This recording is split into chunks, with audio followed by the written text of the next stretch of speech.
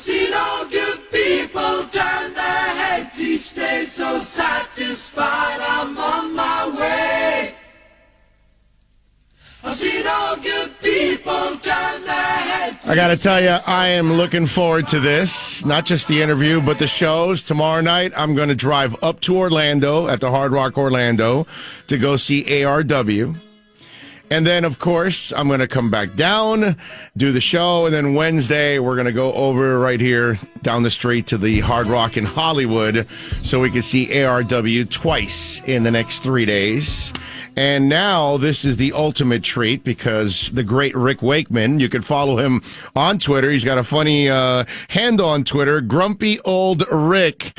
And, of course, the great Rick Wakeman, kind enough to join us now on the program. Mr. Wakeman, this is an honor. Good morning, sir. How are you doing? Not at all, Big R. Very well, thank you. No, it's I can't wait. I can't wait. I got to tell you, I saw the Big Generator 90210 tours, and Trevor Rabin is just, I mean, we know Steve Howe is God and all of that, but Trevor Rabin is a complete ass kicker, and I still, in my mind, I still remember those 80s concerts and those tours, and they were just absolutely phenomenal. You're awesome, and Anderson is awesome, but I'm so glad that you guys are doing it with Trevor again.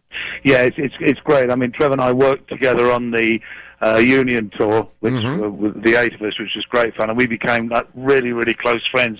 And we always vowed we'd get together one day. I mean, Trev did work on an album of mine called "Return to the Center of the Earth." That's right. Fantastic stuff. But we talked about doing this about 4 years ago. John and I had been out doing some duo shows, and we made a duo album, which was great fun. And we always talked about we need a band and we need Trev. Yeah. And Trev was well up for it. The difficulty was, of course, that John's very busy, and his aunt I was very busy. Trev's very busy. It's called, hey, come on, we've got to make some time here. So we decided that we would keep our commitments that we had right up until sort of early part of this year. And then we wouldn't take anything else. We would just concentrate on ARW, which is exactly what's happening. It's been great fun. Yeah. Are there any plans to do any recordings from here on out, or anything? Yeah, there are plans indeed to do some recordings. But we got, once news got out what we were doing, we were generally inundated from different labels saying they wanted to record us. But we went, hold on a minute. This is, you know, to put it really crudely, this isn't a bank raid. This is something musically that we want to do. So the album can wait. It will get done, but we want to get touring and playing together. That's what we want to do first. Yeah. No, and there's a possibility that there may be a live album, from the tour. That's a possibility, but we are writing new material. We are putting stuff together, but we want it to be good. We want it to be really, really good. So there's no rush. Right. No, but you got to be flattered that all the companies are calling you guys and wanting to put something together. And for us as fans, we want to hear something new from you guys. So that's going to be absolutely awesome. So I'm so encouraged not only to go to the concerts, but to hear that possibly there's going to be some new music and even live. That's going to be great because obviously I'm going to be buying all of it. The great Rick Wakeman joining us here on the program. Let me ask you, how tough is it that Chris Squire isn't with you? And obviously we lost Chris, and I know he meant the world to you. That's got to be the one thing that's got to bother you out of this whole thing, right? Well, to look on the positive side of things, Chris played a major part in ARW existing. I mean, Chris was dear friends. I mean, I love Chris to bits, and it just hit everybody so hard when we lost him. But the interesting thing was, as I mentioned to you earlier, we'd been, John, myself, and Trevor, been talking for nearly 4 years about this, or 3 years at the time, about putting this together. And when Chris died, that was a real catalyst to us to go, you know what? We've got to be aware of our mortality here. That's right. If this is something that we really want to do, we've got to say, right, here's the date, we're going to do it. And we all said, yes, it is something we desperately want to do. So that's why we set the date. So in a strange way, Chris has played a part in the in the being of ARW. Yeah, that's absolutely moving right there, and especially for those of us. Like, I'll give you an example, and here's the thing: like, you're probably going to play "Owner of a Lonely Heart" and I don't know, "Roundabout" in the concert, and you guys have played it 4,000 billion times, and I don't know if you get tired of it or not. But the funny part is, Tuesday's concert, I'm going with a friend that has never seen Yes. Okay, I've seen you guys, I don't know, 10, 12 times, different versions of you guys over the years from the late 70s till now. I've seen you guys at least 10 times, but I'm going with one friend on Tuesday that's never seen you. And then I'm going with another friend on Thursday that's never seen you. So this whole thing, I'm glad you appreciate that. And sadly, we had to lose Chris for it because there are so many people that are going to walk through those doors and see you guys for the first time. And it's important to hear those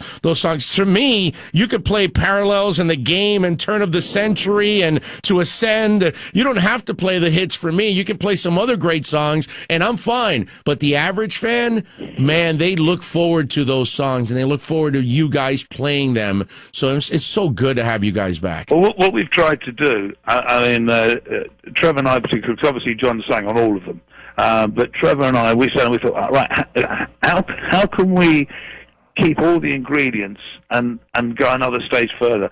And we came on this simple idea of, for example, the tracks that I wasn't on originally, which Trevor was on, such as Owner of a Lonely Heart, Rhythm of Love, whatever. I would imagine that I was in the band at the time, and what would I have done? Right. And so, in other words, all the main ingredients will be there that are important, the bits that everybody knows, but the other additives that I would have done if I'd have been there. And Trev's done exactly the same with the pieces that he wasn't on, like Long Distance and Roundabout, and it really works. It gives the whole thing a whole new meaning. It is very much, all the ingredients are there, but there's a load more ingredients been thrown in, and it truthfully is putting a smile on all our faces. Well, if you guys want to see history, you go Tuesday, like I am, driving up to Orlando at the Hard Rock Orlando to see ARW, and then, of course, you can see it right here in our backyard in Hollywood on Thursday, the 4th and the 6th of October, as ARW is in town. The great Rick Wakeman joining us. All right, now I got to ask this. Your wife is Rachel. My birthday was Saturday, October 1st. I saw you on Twitter. Wish her happy birthday. Is it the 30th or is it the 1st? She was the 29th. Oh, 29th. Oh, okay. Yeah. All right. So she's a Libra like I am. All right. Well, happy birthday to her. Now, I also see on Twitter that I didn't know this. I guess before every tour, you guys have to take a physical, apparently, right? Yeah. I mean, it's something that happens with age, I think.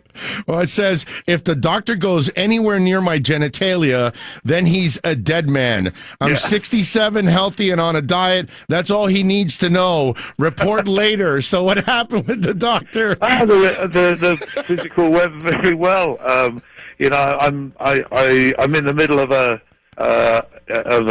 diet to lose a few pounds, but I've lost a lot in the last couple of months, but I've got some more to go. So that it's just a little bit of weight loss, and that's it. He basically, the good news is, according to him, I'm going to live. Okay. All right. And incidentally, he didn't do that particular check, so he's going to live too. I was going to say that's always the uncomfortable part when they travel in those areas to check out. Right? There are some, it's. I mean, I'm actually very good at home. I mean, I have my regular PSA checks. I have my, for regular prostate checks and various things. I do all of that.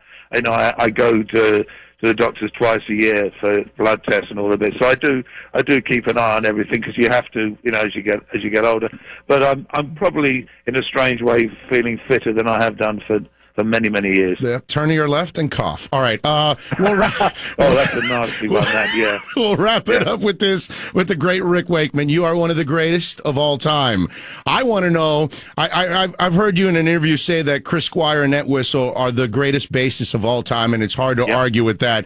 Yep. Tell me, who are your favorite three keyboardists, outside of yourself, of course? Well, sadly, two of them are no longer with us, which is Keith Emerson and John Lord. Oh, John Lord. God, I love John Lord. I sadly had them. I was going to say the misfortune of attending both their funerals and actually speaking at John's. Wow. Which was tough.